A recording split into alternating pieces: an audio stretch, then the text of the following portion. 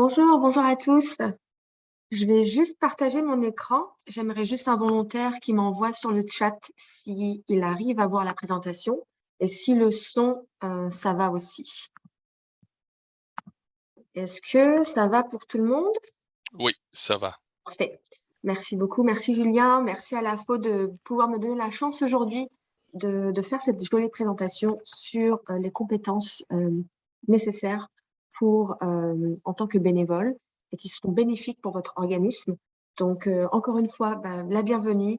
Je m'appelle Anan Diakité. Parfois, certains me connaissent sous le nom de Anan Jawish. Donc, c'est mon nom de jeune fille. Et puis, Anan Diakité, c'est mon nom marital. Et donc, j'habite au Canada depuis presque bientôt 15 ans et je n'ai pas vu le temps passer. Donc, quand je suis arrivée ici la première fois de France, c'est là où je me suis vraiment rendu compte ce que ça faisait de vivre dans une minorité linguistique francophone.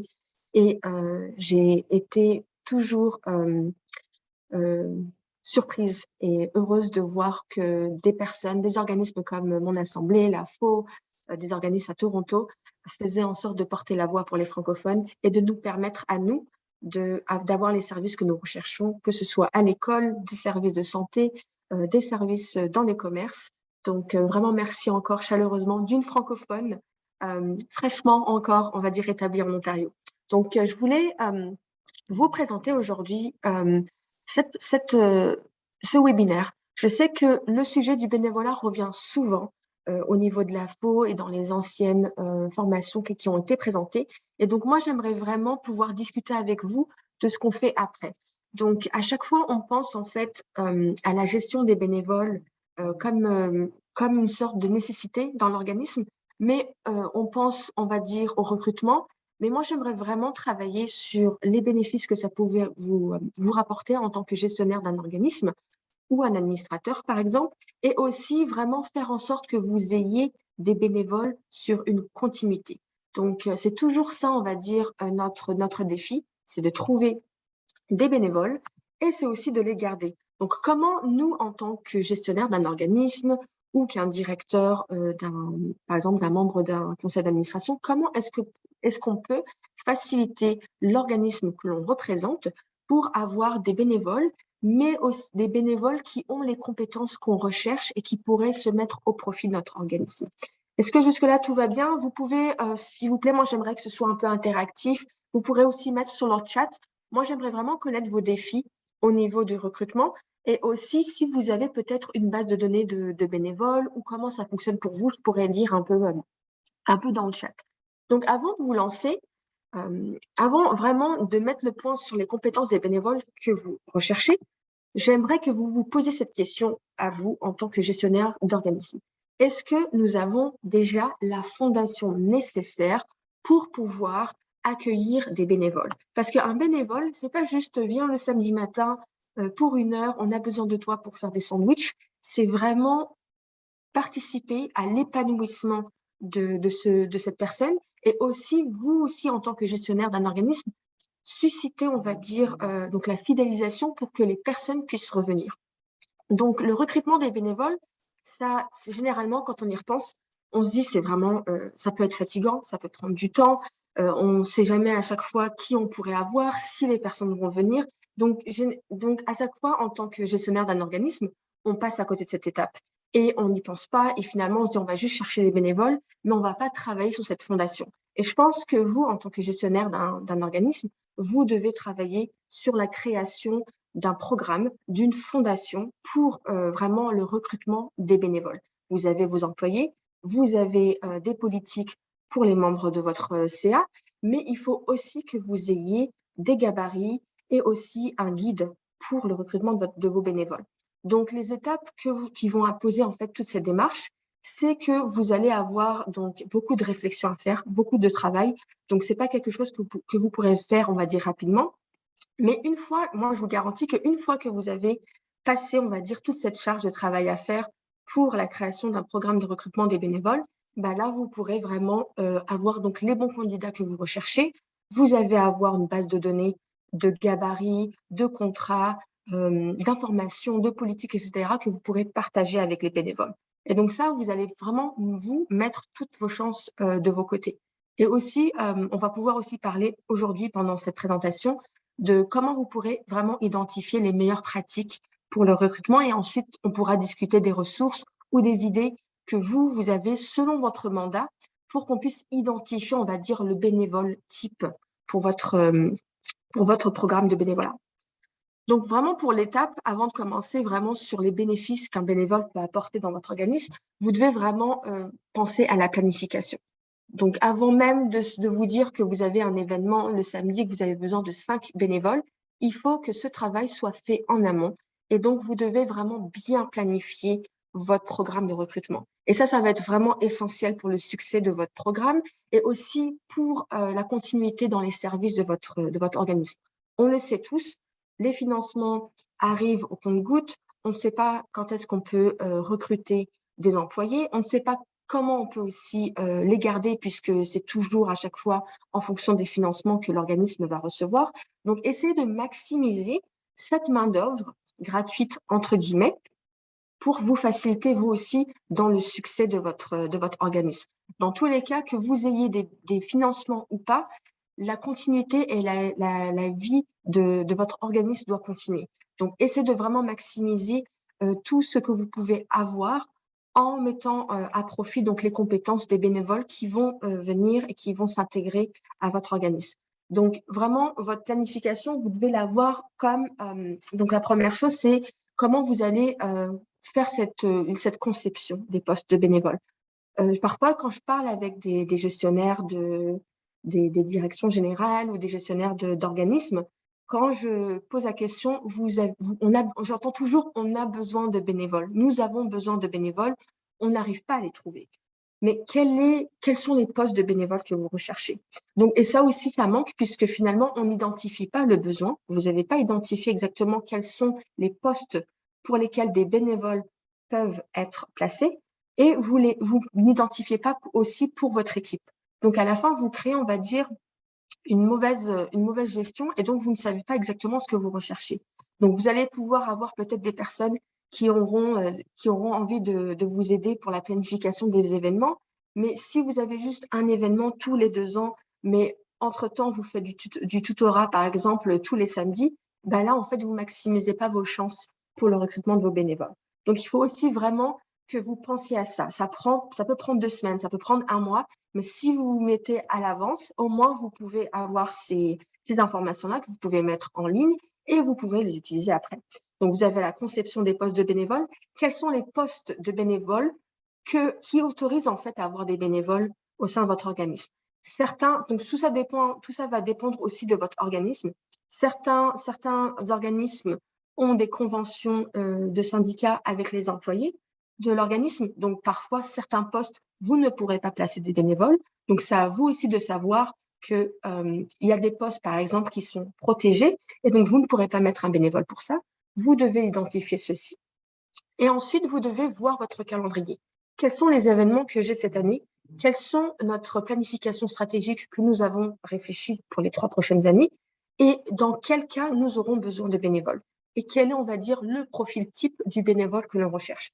Est-ce que c'est des bénévoles qui ont des compétences en comptabilité? Est-ce que c'est des bénévoles qui ont des compétences en événementiel, en gestion avec les enfants, parce que peut-être vous avez des camps d'été dans votre organisme, par exemple? Donc, c'est à vous vraiment de bien prendre le temps de planifier tout ça. Ensuite, vous devez vraiment élaborer des politiques et des procédures. Accueillir un bénévole ne doit pas être une chose qui doit être faite très rapidement et très facilement. On ne sait pas qui sont nos bénévoles. Il faut que vous ayez quand même le temps pendant le recrutement de demander parfois un casier judiciaire si jamais il y a des personnes vulnérables dans des utilisateurs de services vulnérables dans votre organisme. Je pense par exemple aux organismes qui ont des camps d'été ou les organismes qui offrent des services pour les personnes âgées, par exemple. Donc, vous devez vraiment faire attention pour bien sensibiliser votre recrutement. Donc, ne le faites pas de façon très rapide. Prenez votre temps d'y réfléchir. De la même façon que vous allez recruter un employé, vous devez utiliser exactement les mêmes codes et les mêmes tâches pour recruter votre bénévole. Et aussi, il faut sensibiliser donc les membres de l'organisme au rôle des bénévoles. Parfois, quand on pense, déjà, ça va être mon exemple personnel, j'ai été bénévole pour un organisme dans lesquels je connaissais déjà les employés. Et les employés me partageaient vraiment les services, les événements ou les offres que l'organisme faisait et ça m'avait plu. Et en même temps, les employés, on va dire, parlaient au nom de l'organisme. Donc, la meilleure promotion aussi, pour vous, se fait en interne. Les bénévoles vont connaître quelqu'un en interne et c'est comme ça qu'ils vont juger efficace de vous choisir vous en tant qu'organisme et eux pour pouvoir donner de leur temps. Donc, tous ces éléments-là de cette planification, une fois que vous les avez pris en compte, ça va créer vraiment cette solide fondation et vous allez pouvoir vraiment vous appuyer pour ce qu'on appelle le programme de bénévolat. Je ne sais pas si on a le temps de le mettre sur le chat, mais j'aimerais bien par un petit oui ou non, si vous avez déjà un programme de bénévolat mis en place ou si vous y avez réfléchi ou si parfois, par faute de temps, vous n'y avez pas eu le temps. Parce que ça aussi, ça arrive, vous recevez un financement pour commencer le 1er mars, on vous le donne 3 semaines avant le début du mois de mars. Et à la fin, c'est très rapide. Vous ne pouvez pas vraiment recueillir tout ça. Donc, je vais vous montrer une vue d'ensemble, en fait, de cette planification. C'est toujours un cycle que vous devez faire à chaque fois. Une fois que vous avez planifié en fait, vos besoins, vous allez commencer le recrutement. Vous allez commencer le recrutement. Vous allez réfléchir, en fait, sur les éléments, les événements, les points ou les compétences que vous recherchez dans votre organisme, des compétences qui parfois, par faute de financement, vous ne pouvez pas payer un employé ou parfois par temps, vous devez avoir un recrutement très rapide. Donc, vous devez penser vraiment à ça pour votre organisme. Et ensuite, vous passez à ce qu'on appelle l'orientation, la formation, la supervision et l'évaluation, et à la fin, la reconnaissance. Donc, c'est vraiment un cycle qui va vraiment être la même chose que si vous allez recruter quelqu'un. Donc, il ne faut pas lésiner sur les étapes, parce que quand on oublie une, ben, finalement, on n'a pas eu le temps de se revoir. Et là, c'est vraiment une approche qui sera bien précise, en fait. Et ça va vous permettre à vous, en tant que gestionnaire d'organisme, de recruter des bénévoles qui sont dévoués. Vous allez favoriser leur engagement et vous allez aussi les fidéliser. Donc ça, on appelle ça le développement des bénévoles. Et ça, vraiment, c'est un cycle. Et ça va toujours être la même chose. Une fois que vous avez planifié vos besoins, ben, vous repartez encore à l'étape numéro 2, etc., etc. Donc, faites en sorte que je vois Solange qui dit « Nous débutons le programme ». C'est parfait, très bien Solange. Donc, je vois que vous allez voir en fait que ça va vraiment être le socle pour vous et vous devez toujours revenir à cette planification-là pour vous faciliter dans vos activités ou dans le recrutement de vos bénévoles. Donc, est-ce qu'il y a des questions jusque-là ou je continue? Je vois Solange qui avait dit qu'elle avait commencé. Est-ce que Solange, vous remarquez des défis, par exemple, par rapport à ça, ou est-ce que ça a été très rapide pour vous de le mettre en place?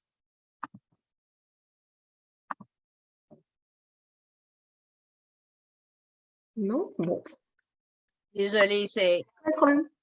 on débute, alors on a eu une subvention pour nous aider à faire ce programme. Alors, on travaille là-dessus, là, mais c'est très intéressant ce que tu apportes, là. Ça va nous aider à améliorer ce programme-là. Parfait. Et donc, moi, j'aimerais bien vous poser cette question. Je suis désolée si je vous mets sur le fait. Solange, est-ce que vous avez identifié vos besoins en tant qu'organisme? Est-ce que vous savez exactement quelles sont peut-être les 3 tâches ou les 3 activités sur cette année-là pour lesquelles vous êtes sûr que vous allez avoir besoin de bénévoles?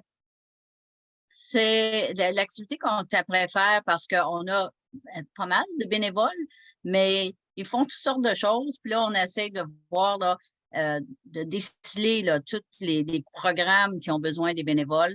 Puis on demande aux employés où ils ont besoin des bénévoles pour être capable d'en faire une description. Ah, c'est très bien. Donc, vous faites aussi du placement, c'est super. Parfait. Donc, en fait, c'est vraiment très bien. C'est exactement comme ça.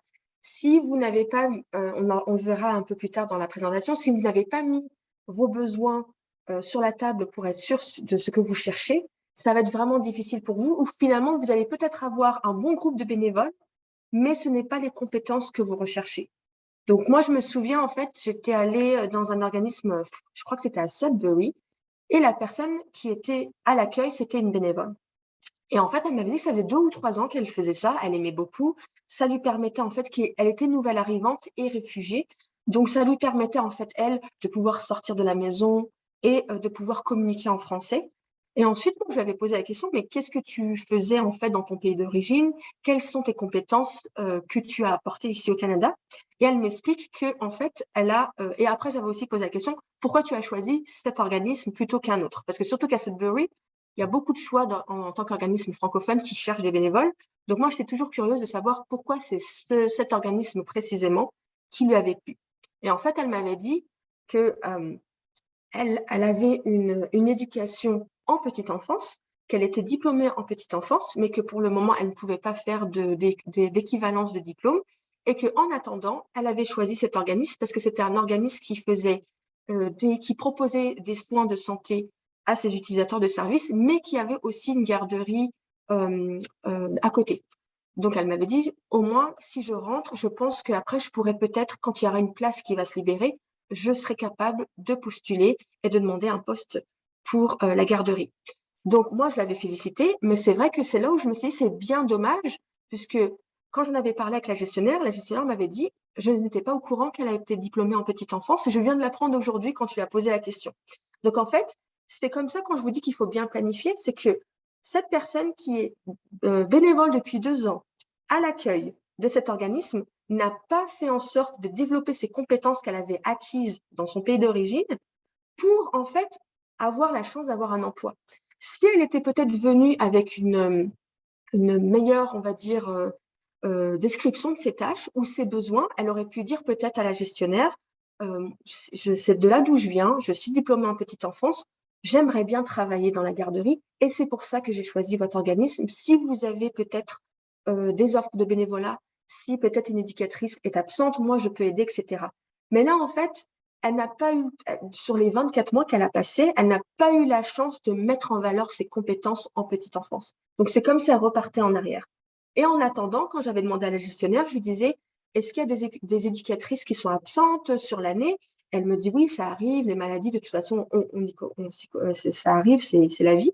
Mais c'est vrai qu'elle m'avait dit, si j'avais su, j'aurais pu, au lieu de dire à des parents de récupérer leurs enfants, puisque le quota était trop haut et que je n'avais pas en fait le nombre d'employés nécessaire, j'aurais pu lui demander de faire au moins la suppléance pour cette journée où notre éducatrice était malade, etc.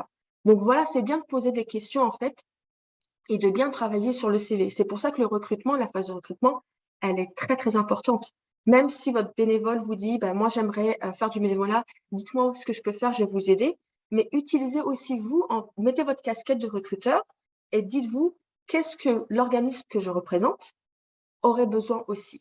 Qu'est-ce que cette personne peut m'apporter, même si c'est pas tout de suite, qu'est-ce que cette personne pourrait m'apporter dans le futur. Si vous entendez des personnes qui vous disent qu'elles ont des diplômes de comptabilité, qu'elles savent faire du secrétariat, qu'elles sont très bien en événementiel, n'hésitez pas à essayer de mettre cette idée ou de vous en souvenir comme ça le jour où vous avez un événement, mettez en pratique les compétences de ce bénévole. Donc un bénévole, c'est juste pas un bénévole. Il faut vraiment que vous puissiez maximiser les compétences que le bénévole va vous offrir pour vous. Donc, donc c'est comme quand je vous disais, un programme de bénévolat, c'est exactement ce que vous allez faire en tant que gestionnaire d'employés. Sauf que là, le bénévole, comme vous le savez tous, ne sera pas rémunéré. Il va donner de son temps. Vous ne pourrez pas dire à un bénévole, viens faire des heures de bénévolat, 30 heures toutes les semaines. Non, vous devez vraiment trouver un bon cadre. Même si on sait qu'il y a beaucoup de choses, je vois Solange sourire, je vois qu'il y a beaucoup de choses, on aimerait vraiment les garder, mais il faut vraiment trouver ce cadre pour qu'aussi on risque pas que le bénévole en lui-même perde son intérêt. On n'aimerait pas qu'un bénévole ne revienne pas. Et on n'aimerait pas qu'un bénévole ait une expérience, on va dire, pas assez positive et que ça le marque et que finalement, soit il arrête de faire du bénévolat ou soit finalement, vous perdez peut-être un candidat qui aurait pu peut-être vous apporter encore beaucoup plus sur du long terme. Donc, quand vous allez penser à cet encadrement, c'est là où je vous dis que c'est important de créer des politiques. La même chose que vous allez faire pour un guide de bienvenue pour un employé, vous faites la même chose pour un bénévole. Donc, vous allez expliquer le mandat de votre organisme, vous allez expliquer ce que vous faites, ce que vous offrez, quelle est votre vision avec votre plan de stratégie, par exemple, qu'est-ce que vous avez fait jusque-là, et vous mettez en valeur les bénévoles qui vous ont aidé à date. Donc, vous pouvez dire, grâce aux bénévoles, à date, nous avons pu avoir la chance d'accueillir X nombre de bénévoles. Nous sommes toujours heureux de les avoir. Mettez en avant que cette aide qu'un bénévole vous apporte, c'est aussi bénéfique pour votre organisme. Il ne faut pas qu'il y ait une seule relation en disant on a besoin de vous, viens nous voir samedi à 10h et je te rappellerai quand j'aurai besoin de toi.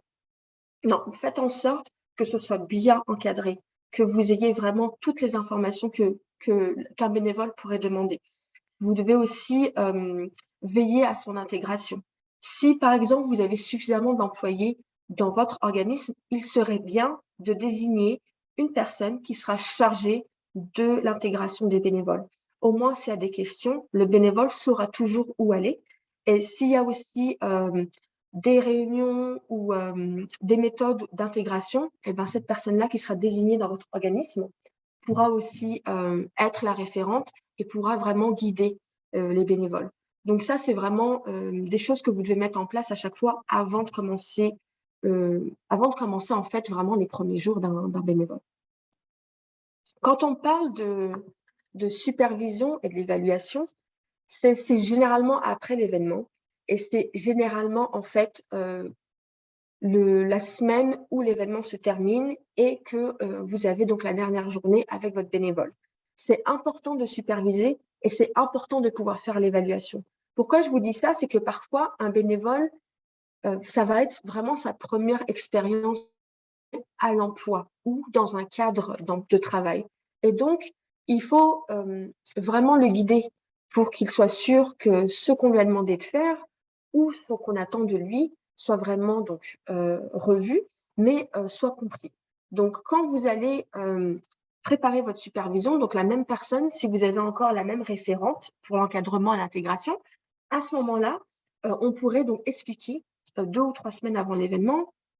Généralement, c'est très, très difficile que ça arrive aussi avec autant de délai, mais parfois, on peut envoyer un courriel 3 jours avant l'événement si jamais vous avez des bénévoles qui ont été intégrés 3 jours avant un certain événement. Vous pouvez donc avoir une sorte de gabarit d'un message de bienvenue. Et aussi pour expliquer donc un message de bienvenue, voici l'événement, il commence à quelle heure, voici ce qu'on attend de vous, ou voici le but de l'événement, voici les lignes directrices. Et il faut qu'elles soient vraiment claires, comme ça au moins le bénévole pendant cette journée-là, il saura exactement ce qu'il pourra faire. Essayez de les encourager à chaque fois parce que même si on leur donne une tâche précise, mettez en avant que l'innovation, la prise en charge, que la personne peut être aussi autonome, ça soit aussi bien vu à vos yeux aussi et que vous attendez ça. Puisque dans tous les cas, vous cherchez vraiment une collaboration d'équipe. Et les feedbacks, les commentaires, c'est vraiment très important de les donner, puisque comme je vous ai dit, c'est généralement la première expérience professionnelle, entre guillemets, d'un bénévole, d'une personne. Ça peut être des étudiants, ça peut être des jeunes. Donc, vous voulez vraiment qu'ils puissent maximiser et prendre en charge cette information-là. Comme ça, si jamais il y a du changement à faire, ça pourra être fait. Et offrez toujours votre soutien. Donc, on a des cas, parfois, c'est oui, rendez-vous là-bas à 10h. Et puis distribuer les ponchos. C'est bien, mais je pense que parfois, si on a une image d'un représentant de l'organisme qui nous remercie en tant que bénévole, d'avoir été là, prendre des photos, offrir du soutien, etc., vous allez vraiment pouvoir augmenter la satisfaction des bénévoles. Et vous allez vous aussi atteindre vos objectifs. Donc ça, c'est vraiment important de toujours remettre à chaque fois la discussion au milieu. Donc c'est sûr que avoir un référent, ce sera vraiment un bénéfice pour vous, mais vous pouvez mettre à profit en fait toutes ces capacités-là que vous allez recevoir. Et puis aussi, vous pouvez envoyer un sondage aux bénévoles. Comment ça s'est passé? Qu'est-ce qu'on aurait pu changer? Comment vous le voyez pour la prochaine fois? Est-ce que vous voyez revenir? Oui, non, pourquoi? Parce que aussi, nous aussi, là, je pense que en tant qu'organisme, si on a toujours le même groupe de bénévoles, c'est toujours très bien.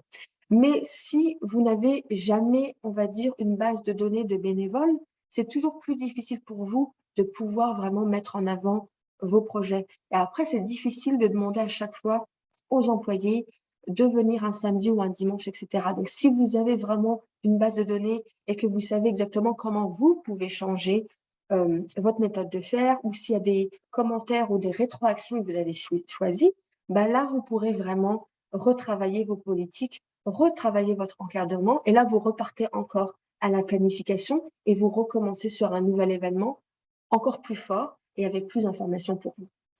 Est-ce que jusque-là, tout va bien? J'adore ce sujet. Donc, moi, je pourrais continuer à parler encore et encore. Je vois pas de questions dans le chat, donc je vais juste continuer. Merci. J'ai vu un bonjour Anan. Bonjour. Alors, quand je vous avais dit que c'est une relation qui va à deux sens, c'est très important parce que le bénévole, il doit répondre aux besoins de l'organisme, mais vous, l'organisme, vous devez répondre à ceux du bénévole.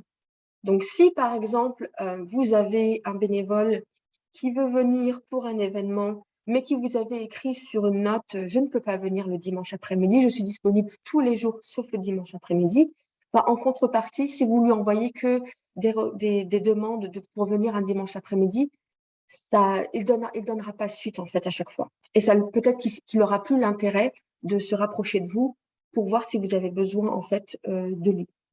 Donc, vos besoins, vous devez les mettre en avant. Pourquoi? Parce que ça permet aussi aux bénévoles de savoir exactement ce qu'il peut offrir. Il peut venir pour un événement où il doit distribuer des tickets ou prendre en note les personnes qui sont arrivées à un gala. Mais finalement, vous vous rendez compte que cette personne, elle a bien géré la caisse ou elle a bien géré la gestion des personnes qui arrivaient, qui attendaient, etc. Donc là, vous voyez vraiment des capacités en plus que vous pourrez rajouter.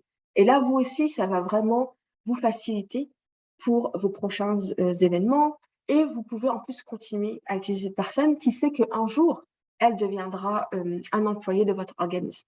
Donc, recruter, ça sera donc dans tous les cas que ce soit un employé ou un bénévole, avec votre casquette de recruteur, votre mission, c'est de trouver la bonne personne pour le bon poste et au bon moment.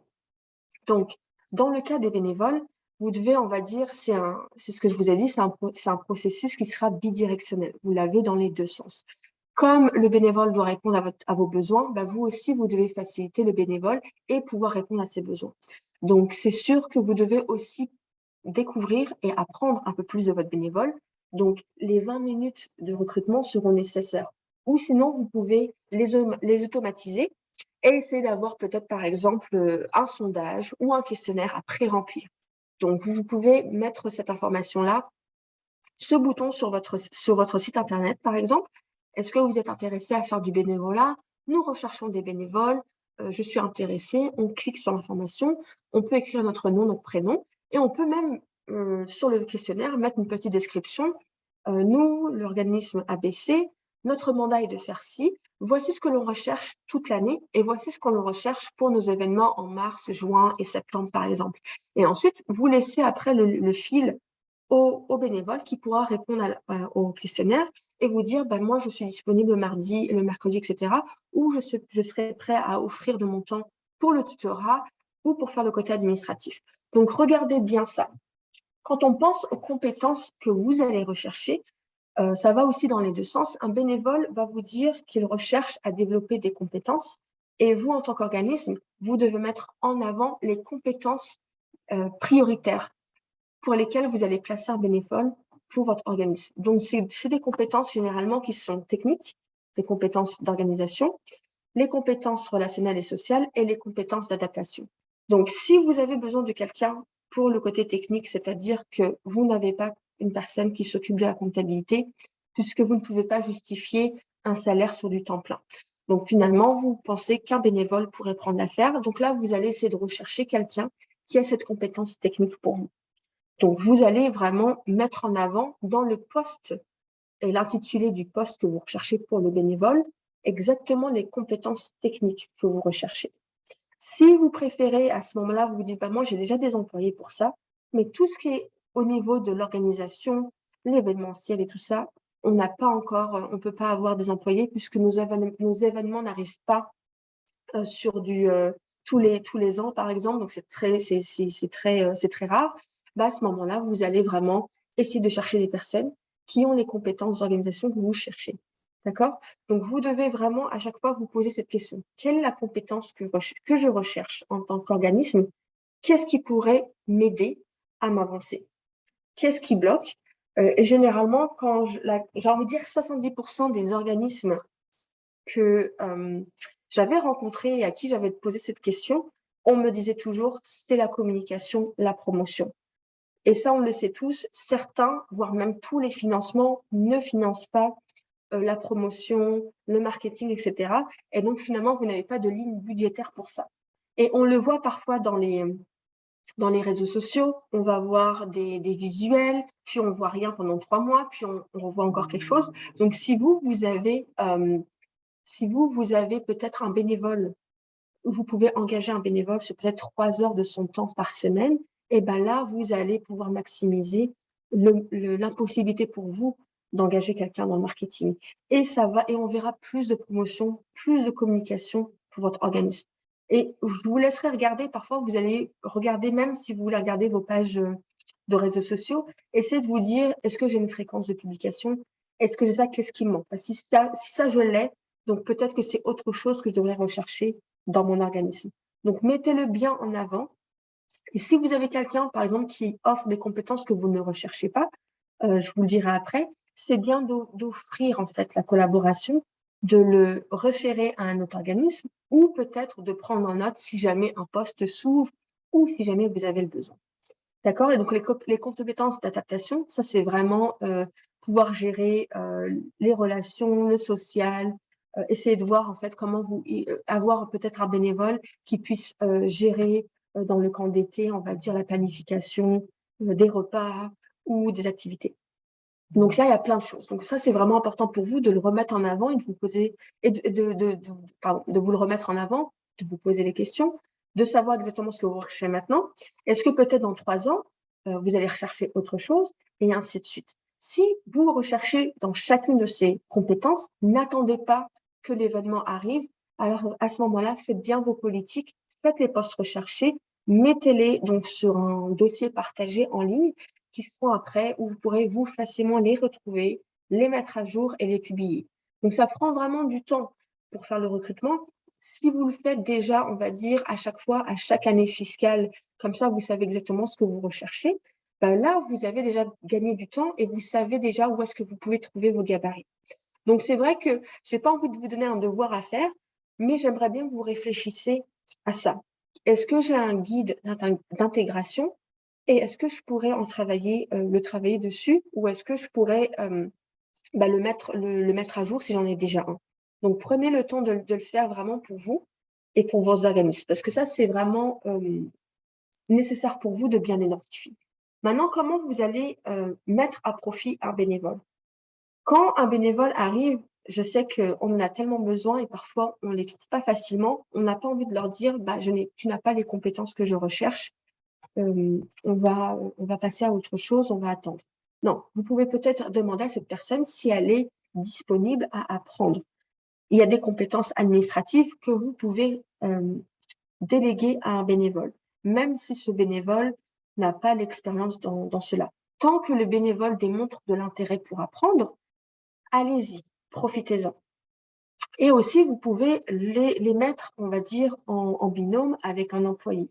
Nous, j'avais, par exemple, dans un autre organisme que j'avais accompagné il y a 3 semaines, on me disait, la personne m'avait dit, je n'ai pas besoin de bénévoles puisque on fait, par exemple, des événements, on fait des AGA, on fait des événements, mais une fois qu'on demande, c'est là qu'on va rechercher. Mais en fait, quand j'ai regardé, j'avais posé la question, j'avais dit, comment ça se passe, en fait, comment est-ce que vous faites vos réunions de CA? Où est-ce que sont enregistrés les documents? Est-ce que je peux avoir un visuel, en fait, des fichiers? Et là, j'ai vu qu'en fait, les documents étaient sauvegardés un peu n'importe comment, qu'il n'y avait pas de fichier, qu'il n'y avait pas de ligne historique. Donc, on ne savait pas exactement on voyait des courriers, des lettres vraiment sauvegardées, téléchargées, tout ça. Et donc, j'avais posé la question à la directrice générale. Je dis, mais sur ce point-là, est-ce que vous serez ouverte à ce qu'on ait un bénévole qui puisse vous faire le classement? Parce que je pense que c'est difficile parce que et puis elle m'avait répondu, oui, c'est vrai, on a toujours du mal à retrouver des dossiers, mais on n'a pas le temps, en fait, de passer un moment pour remettre de l'ordre dans nos fichiers qui sont en ligne. Donc, ce qu'on a pu faire, c'est qu'on a trouvé un bénévole qui était donc disponible 4 heures, je crois que c'était 4 heures par semaine le samedi. Elle a été formée, cette personne. Elle a été formée par la gestionnaire, la secrétaire. Et donc, en trois mois, je pense, c'est un devoir de 3 mois. Donc, je pense qu'en 3 mois, ça va être fait. Et là, je vois que c'est beaucoup plus propre, en fait, dans la gestion, comment c'est fait. Donc, parfois, ne voyez pas, en fait, un bénévole sur les événements qui vont arriver. Regardez sur le côté administratif. Est-ce que vous avez mis de côté des choses que vous ne pouvez pas faire? Est-ce que, par exemple, rappeler des membres pour renouveler leur membriété, c'est peut-être un travail qui prend trop de temps pour votre équipe administrative? Et est-ce que peut-être un bénévole ne serait pas peut-être apte à faire les appels pour vous et qui puisse aussi parler de la membriété de l'organisme? Donc, regardez bien en fait les tâches que vous mettez de côté, les tâches pour lesquelles vous dites j'ai vraiment pas le temps de le faire, mais ce n'est pas une priorité. Mais là, vous pouvez en profiter de votre bénévole et mettez ça à profit. Ne regardez pas juste les événements futurs, regardez sur le côté présent, mais aussi passé, avec par exemple la gestion des dossiers, avec le rappel des membres, avec peut-être des flyers à partager ou aussi des personnes à recruter. Donc, un bénévole pourra vous en apporter un autre. Donc, mettez ça aussi en place pour vous. Ça va jusque-là? Oui. Donc, les actions que vous devez poser, en fait pour créer des postes intéressants, c'est que vous ne pouvez pas juste écrire « on recherche des bénévoles ». Vous pouvez peut-être écrire « nous avons besoin de vous ». Merci Diane. « Nous avons besoin de vous » ou encore en même temps, vous mettez les postes à offrir, marquez peut-être un autre onglet « postes disponibles en bénévolat ». Mettez-le en avant pour que ça ait l'air d'être très professionnel et que vous montrez vraiment aux bénévoles que vous avez votre système en place, que c'est sérieux, que vous recherchez vraiment et que vous avez vraiment besoin d'eux. Moi, je vous conseille aussi de faire une petite vidéo de présentation, soit de la direction générale, soit d'un gestionnaire d'une équipe, pour expliquer en fait quel est le besoin pour vous et comment vous le voyez. Pour que vous puissiez attirer le bon bénévole, vous devez aussi montrer ce que vous avez à offrir. Là, c'est bien d'avoir une petite présentation de quelques minutes. Je l'ai vu en fait dans les vidéos à l'instant quand on était en train d'attendre. C'est bien de le partager. Je m'appelle un tel, je suis bénévole à la FO depuis 5 ans. Voici ce que j'ai fait depuis les 3 dernières années. Voici ce que j'ai aimé et voici pourquoi je vous demande de postuler à devenir bénévole et de tenter votre chance aussi. Donc, mettez-le en avant. Quand vous allez écrire, par exemple, vos postes, écrivez-les comme si c'était un poste de travail, mais cette fois-ci, vous marquez bien que c'est une option de bénévolat, que c'est pour un statut de bénévole. Quand vous le mettez comme ça en place, ça a l'air vraiment d'être encadré. Comme je l'avais dit, vous avez votre fondation, c'est encadré et vous allez vraiment pouvoir dire, sélectionner vos bénévoles à l'avance, entre guillemets, j'ai envie de dire. Vous allez les sélectionner parce qu'en fait, le bénévole va se dire, OK, il recherche exactement dans ses compétences. Moi, j'ai des compétences exactement dans ce domaine et je vais en profiter. N'hésitez surtout pas à chercher vos bénévoles là où il faut. Donc, je repars en fait avec l'exemple du marketing. Si vous cherchez quelqu'un pour vous aider en marketing pour quelques heures par semaine avec donc un statut de bénévole, essayez de voir s'il y a des collèges autour de vous ou des organismes qui proposent des cours de marketing. Et peut-être qu'il y a des jeunes étudiants qui sont en train d'apprendre et peut-être qu'ils aimeraient avoir cette première expérience. Ça, c'est très important. Mettez ça en avant. Ayez votre première expérience de travail avec nous. Parce que quand un bénévole est intégré dans votre organisme, vous pouvez être après un référent pour un futur poste que cette personne va avoir. Vous pouvez aussi, ils peuvent aussi écrire donc le fait qu'ils ont été bénévoles dans votre organisme. Donc, ça montre qu'ils ont déjà aidé. Et c'est très bien pour vous aussi parce que là, vous mettez en avant un jeune qui n'a peut-être jamais travaillé et vous lui donnez cette première expérience de travail qui a été positive. Donc, quand vous mettez vos postes, il faut qu'ils soient intéressants, il faut qu'ils soient exactement détaillés. Quelle est la date que vous recherchez? Combien de temps? Essayez de voir ça parce que si vous mettez que c'est juste pour 2 heures le samedi matin, une fois tous les 2 mois, mais que finalement, c'est pour un poste qui demande peut-être 4 heures, 20 heures par mois, vous risquez de perdre le bénévole. Le bénévole va être désintéressé. Donc, essayez de bien regarder combien de temps la tâche que vous cherchez à accomplir va durer sur une semaine, sur un mois, combien de temps aussi. Les tâches administratives que je vous avais mentionnées tout à l'heure avec l'organisme que j'avais accompagné, on avait quantifié que ça allait prendre 3 mois. Donc, on avait vraiment demandé sur le poste qu'on cherchait un bénévole pour une durée d'au moins 3 mois. Et pourquoi on avait dit 3 mois? Parce que c'est encore plus difficile de devoir changer de bénévole en cours de route ou que ça s'arrête au milieu et de devoir repartir à former. On le voit déjà avec les employés quand on fait notre recrutement, donc ça va être aussi la même chose avec les bénévoles. Si vous mettez cette visibilité pour eux, eux aussi ils peuvent vous dire « je ne sais pas si je peux m'engager sur 3 mois » ou « je ne sais pas si je peux le faire pour aussi longtemps ou autant d'heures par mois ». Donc, au moins, vous avez vraiment les détails que vous allez envoyer à votre bénévole et le bénévole candidat va pouvoir se dire est-ce que c'est possible, est-ce que c'est pas possible. Au moins, je pense que ce poste-là, je pourrais pas postuler. Mais là, à côté, on me demande de faire 3 heures le samedi ou les 3e samedis du mois. Ça, je suis capable de le faire. Donc, c'est très important que vous le mettiez en place. Quand vous mettez vos postes aussi, vous allez donc mettre en avant ce que la vision de votre organisme, ce que vous allez offrir. Donc, vous pouvez dire la première expérience de travail. Nous serons ravis de pouvoir vous accompagner sur votre cheminement. Est-ce qu'il y a des services qu'ils auront le droit d'utiliser, par exemple? Donc, si jamais c'est quelqu'un qui commence je vais prendre l'exemple d'un jeune étudiant. Si c'est un jeune étudiant qui n'a jamais écrit un CV, et que vous avez peut-être un programme de rédaction de CV ou de cours, à ce moment-là, vous pourrez dire que vous avez le droit d'utiliser nos cours, nos salles, vous pouvez assister à nos réunions, etc. Et donc là, ils pourront aussi apprendre de nouveau. Donc, créer des projets, quand vous pensez, généralement, les bénévoles, ça va être soit des jeunes, soit des aînés, soit des travailleurs qui ont du temps. Donc, vous devez les projets que vous allez mettre en place, les tâches que vous recherchez, vous devez toujours réfléchir à ce qu'elles soient destinées au secteur ou à la cible ou au profil de bénévole que vous recherchez. Si c'est de l'événementiel le samedi soir et qu'il faut faire du patin à glace, alors à ce moment-là, vous le mettez en place, vous l'écrivez, comme ça vous savez quel est le type de bénévole. Je ne dis pas que les aînés ne peuvent pas faire du patin.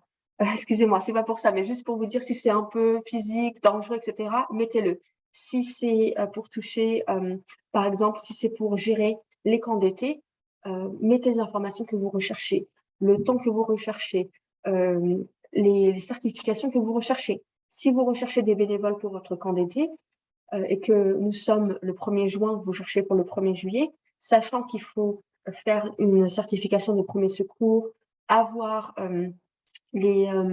votre casier judiciaire de police et tout ça, il faudra déjà essayer d'identifier des bénévoles qui ont ces qualifications-là. Comme ça, vous n'avez pas surtout avec le temps qui va passer, vous ne perdez pas votre temps à ce que des bénévoles puissent peut-être vous dire qu'ils sont intéressés, mais que finalement, le côté administratif, ils n'ont pas pu donc vous fournir les exigences administratives que vous avez recherchées.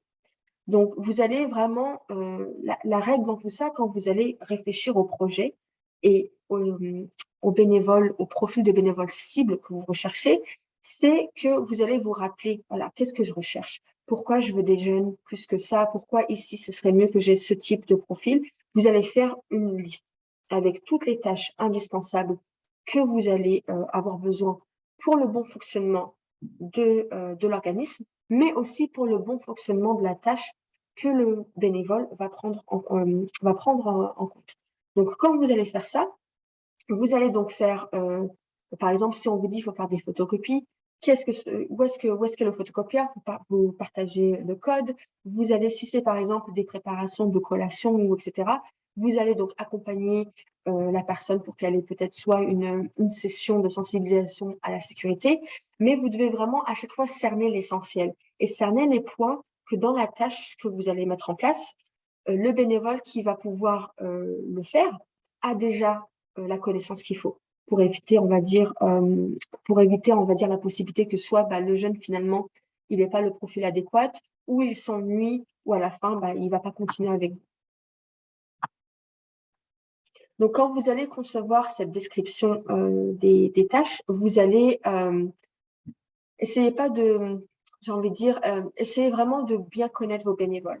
Si c'est une tâche qui va demander de parler ou d'être toujours à l'accueil et que vous avez un bénévole qui est un peu plus introverti, apprenez à connaître vos bénévoles. Peut-être que ce ne sera pas le bon poste pour cette personne-là et donc cette personne préférera faire autre chose. Essayez vraiment de bien placer vos bénévoles pour qu'ils aient du plaisir en fait à être là pour cette session-là.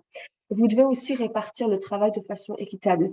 Si vous donnez plein de choses à un bénévole et moins de choses à un autre, ça peut créer un déséquilibre. Celui qui a beaucoup de tâches peut peut-être mal le percevoir, celui qui n'en a pas assez aussi. Donc, essayez de voir en fait que vous équilibriez bien en fait les tâches. Et puis évitez aussi, et ça on le voit souvent parfois, évitez aussi les tâches indésirables. Ça veut dire que vous laissez les employés faire, on va dire, le plus simple, entre guillemets, et donc après, quand c'est les bénévoles, c'est oui, bah tiens, prends le balai et va nettoyer là-bas. On se revoit dans 3 heures. Non, vraiment respecter quand même le placement du bénévole. On est tous là pour la cohésion de l'organisme, que ce soit des employés, que ce soit la direction générale ou les bénévoles. Donc, faites en sorte que vous respectiez, on va dire, le temps que la personne donne. Surtout que, comme je vous avez dit, on le connaît tous, le statut d'un bénévole, c'est un statut non rémunéré. La personne donne de son temps et elle le fait de son propre intérêt, de son propre plaisir. Donc, il ne faut pas, on va dire, essayer de négativiser, on va dire, cet aspect-là. Donc, élaborer aussi des tâches qui vont susciter la création et l'imagination. Donc, si vous allez, par exemple, avoir un bénévole, c'est bien de toujours lui demander si tu as des suggestions.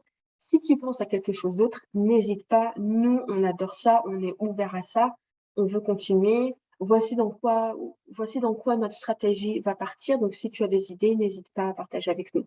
Et là aussi, ça va vraiment augmenter la confiance en soi et le bénévole va aussi apprécier, on va dire, le temps qu'il a passé avec vous. Donc, et aussi vraiment centrer vraiment, essayer vraiment de centrer aussi sur l'objectif. Qu'est-ce que vous recherchez? Donc, si vous avez une tâche prédéfinie pour un événement ou pour la gestion interne de votre organisme, essayez de mettre en place des objectifs. Quels sont, par exemple, si vous avez des appels, il faut appeler des anciens membres, leur demander s'ils veulent renouveler leur membriété. Essayez de leur dire, ne reste pas plus de 3 minutes, voici le script, essayez de faire 10 appels en 15 minutes, ensuite, essaie d'augmenter peut-être de 10%, essaie de nous dire si tu es arrivé à avoir des personnes qui ont jugé, qui veulent en fait renouveler leur membriété. Donner des engagements et donner aussi des objectifs. Parce que ça permet aussi aux bénévoles d'avoir cet avant-goût du travail. Un travail, c'est pas juste faire une tâche, mais c'est aussi participer au bien-être de la compagnie que l'on représente, mais aussi participer au succès. Et là aussi, ça peut donner vraiment beaucoup d'intérêt aux bénévoles, de se dire qu'il fait partie intégrante de votre organisme. Donc, quand vous mettez une collaboration de groupe, employés, direction générale, CA, les bénévoles, vous ne pouvez que réussir dans la gestion de votre programme de bénévolat pour vos entreprises. Donc, maintenant, moi, j'aimerais bien, en fait, que vous réfléchissiez. Vous n'êtes pas obligé de l'écrire dans le chat. Vous pouvez prendre des notes pour vous, mais quels sont vos 3 défis en tant que gestionnaire d'organisme? Quels sont vos besoins? Est-ce que vous avez des besoins au niveau de votre CA? Parce qu'un membre d'un CA, c'est aussi un bénévole. Est-ce que votre CA, par exemple, est complet? Si votre CA est complet, donc là, pour vous, vous répondez, vous passez à la prochaine question parce que votre CA, vous ne cherchez pas des bénévoles. Votre question, après, vous pouvez vous dire, bon, moi, mon CA est complet, je n'ai pas besoin de bénévoles pour siéger au CA. Mais c'est vrai que dans le côté administratif, j'ai remarqué où j'ai eu les commentaires de mon équipe qui disaient que nous n'avons pas de secrétaire, où on a toujours des appels qui arrivent souvent, qui se laissent toujours dans la boîte vocale, où on a beaucoup de courriers. Et là, notre équipe ne peut pas gérer. Donc, regardez bien vos besoins. Regardez vos besoins au niveau de votre CA. Regardez vos besoins au niveau de votre équipe. Et ensuite, de façon générale, regardez votre besoin avec cette vision externe pour votre organisme. Si votre CA est complet, finalement, vous passez et vous dites, bon, qu'est-ce que j'ai besoin au sein de mon équipe?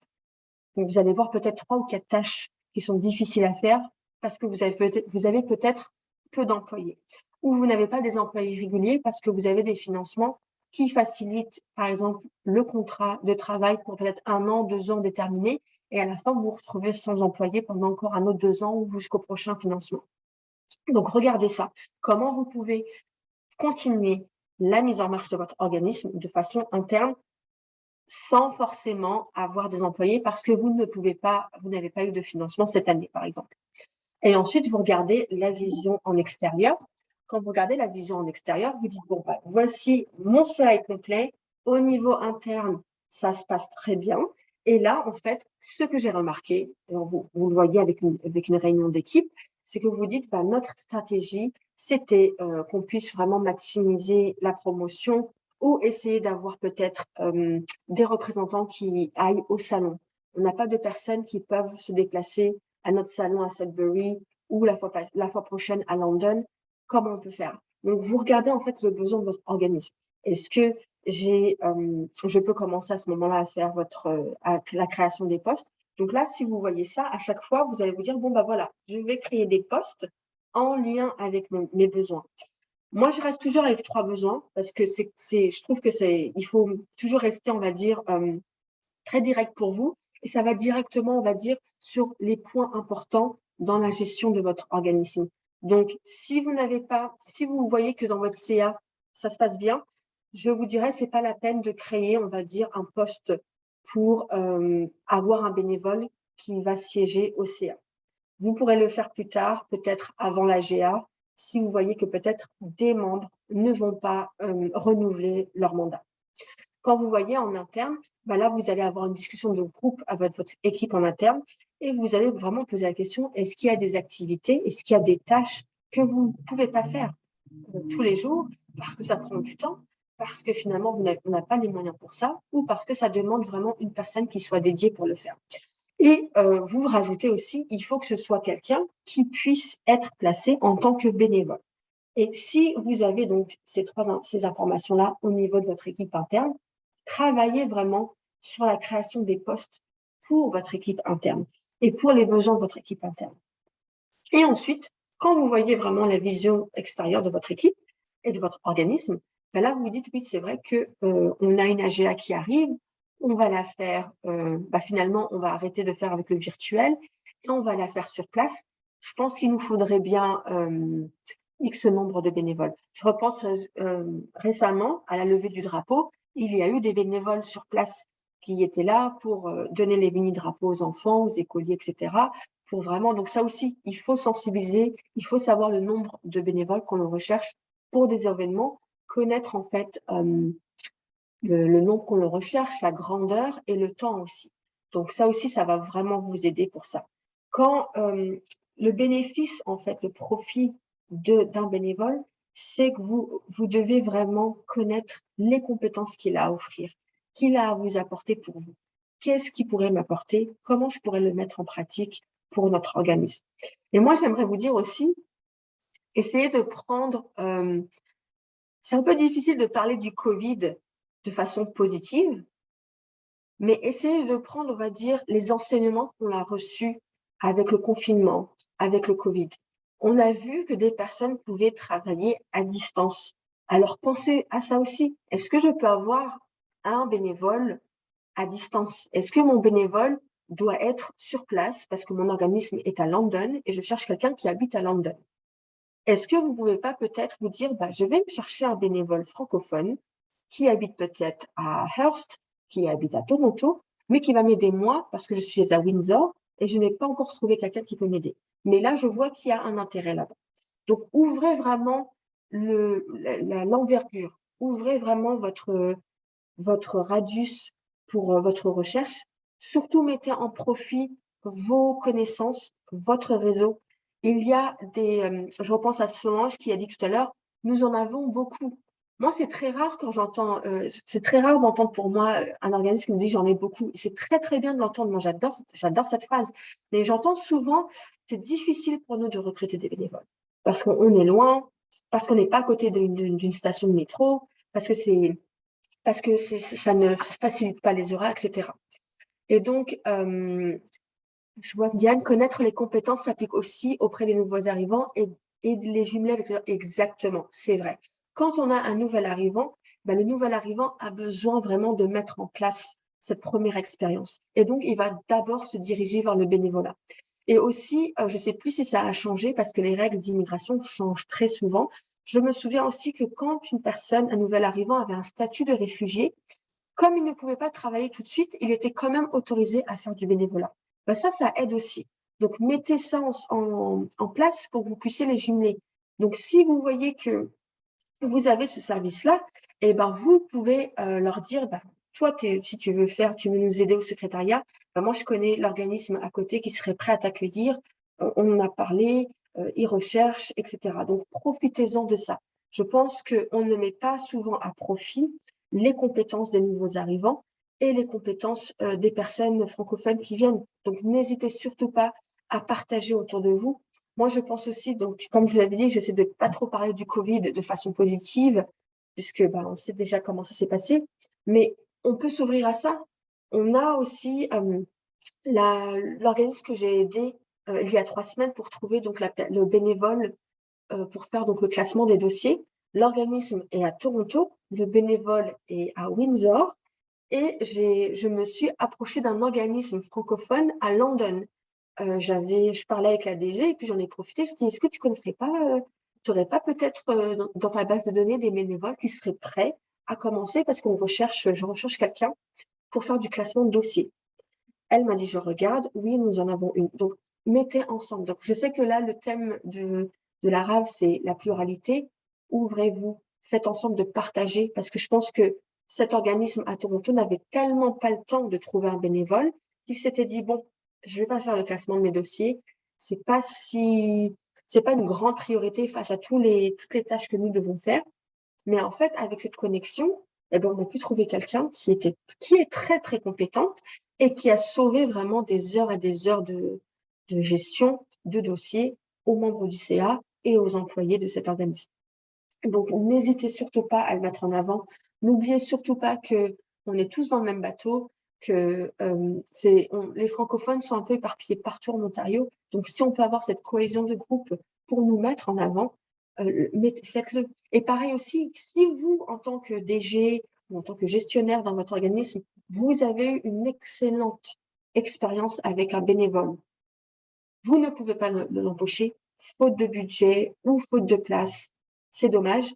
N'hésitez pas à le mettre en avant sur vos réseaux sociaux. Vous pouvez faire un post sur LinkedIn ou vous pouvez faire un post sur Facebook, par exemple, en disant bah, vraiment, on voudrait mettre en avant l'aide de un tel qui a été bénévole avec nous pour l'événement XYZ. Nous avons noté ceci, nous aimons cela, et puis nous avons vraiment apprécié son côté travailleurs, etc. Donc, vous pouvez même rajouter, cette personne recherche un emploi en comptabilité ou en gestion de projet.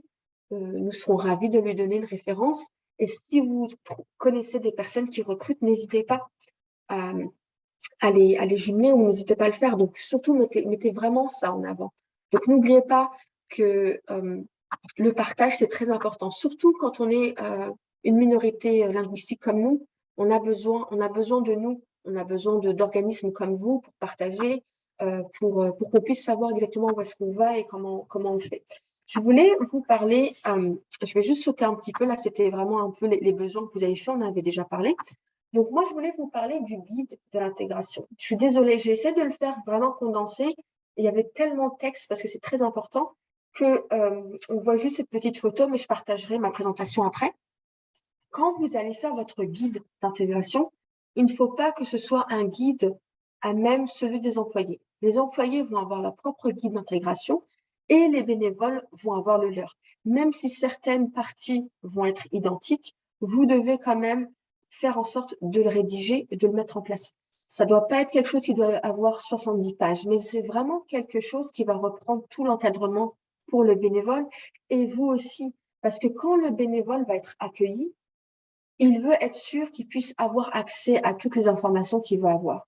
Et parfois, c'est plus facile de se référer au guide que de renvoyer une question un samedi matin alors que l'événement a commencé, que c'est trop tard et qu'on ne sait plus qui est la référente, comment on doit appeler, qui on doit appeler en cas d'urgence et tout ça.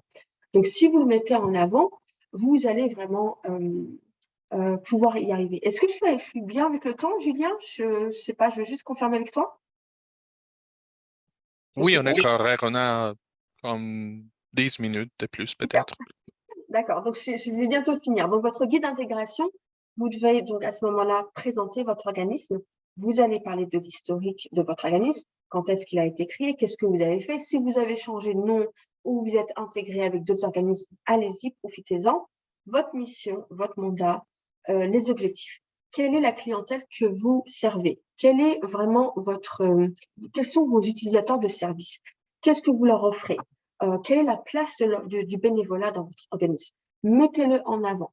Aussi, parlez des CA, parce qu'un bénévole qui était bénévole pour un événement peut devenir aussi un membre du CA plus tard. Qui sait? Il va peut-être tellement aimer son expérience qu'il va se dire, bah, moi, j'aimerais participer, mais à une autre échelle. Et il va vouloir intégrer le CA. Donc, les services qui sont offerts, parler du code d'éthique aussi, donc la confidentialité, les respects de la dignité, les dons, tout ça. Donc, vous le mettez en place vraiment comme si c'était un employé. Il faut qu'il ait cette information-là, la responsabilité que vous avez envers un organisme. Donc, vous allez parler des formations, les tâches qui sont claires, le respect des limites, tout ça. La responsabilité d'un bénévole vis-à-vis de l'organisme, d'accord? Et des bénéficiaires. Donc, on va parler du temps, de l'engagement, vous allez parler de la formation qui va être obligatoire et vous allez aussi parler peut-être des services que vous allez offrir. Je vais repenser, par exemple, si jamais vous offrez des services pour une communauté, par exemple, pour un groupe de femmes en situation de violence, c'est sûr que vous allez peut-être leur dire, si jamais le samedi matin, nous avons des discussions privées avec nos utilisatrices de services, ne rentrez pas dans cette salle ou n'allez pas là ou n'écoutez pas, parce que c'est quand même des informations qui peuvent être privées. Donc, faites en sorte de bien délimiter aussi le cadre à l'intérieur aussi de votre organisme pour faciliter le bénévole quand il va naviguer le jour où il viendra. Et ensuite, vous devez, donc, encore la description des tâches, vous allez aussi parler, vous allez mettre les contacts des personnes dans votre organisme qui est appelé en cas d'urgence, les étapes d'intégration aussi. Et ensuite, vous allez aussi parler donc les activités que vous allez faire de reconnaissance. Quand vous faites un événement pour les bénévoles, surtout quand c'est un gros événement, un gala, des événements qui demandent vraiment beaucoup de travail, de planification, d'organisation, il serait bien d'avoir après ce qu'on appelle un dîner pour la reconnaissance des bénévoles.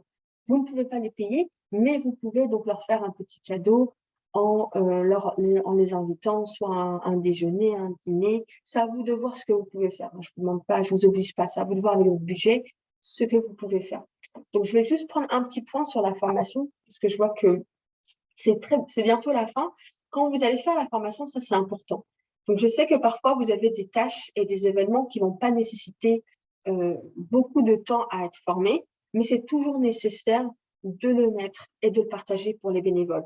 Soit vous le faites un communiqué par email quelques jours avant le début de l'événement, et vous prévenez. Donc, si c'est, je ne sais pas comment la levée du drapeau se passait, je vais prendre par exemple des exemples. Si c'est pour la levée du drapeau, donc avant le lundi, je crois que c'était non, c'est vendredi le 23 septembre. Donc, avant le vendredi, donc le lundi même ou le vendredi d'avant, on envoie un email groupé à tous les bénévoles qui vont venir. Merci encore beaucoup pour votre temps. Comme convenu, la levée du drapeau va se passer tel jour, telle date, telle heure, à tel endroit. Voici ce qu'on attend de vous. Voici ce qu'on va vous demander. Ou peut-être vous allez dire le groupe A, ça va être un tel et un tel, le groupe B, c'est un tel. Le groupe A, vous vous occupez de ceci, vous vous occupez de cela. Donc, quand vous faites cette formation, donc ça, c'est une formation très rapide.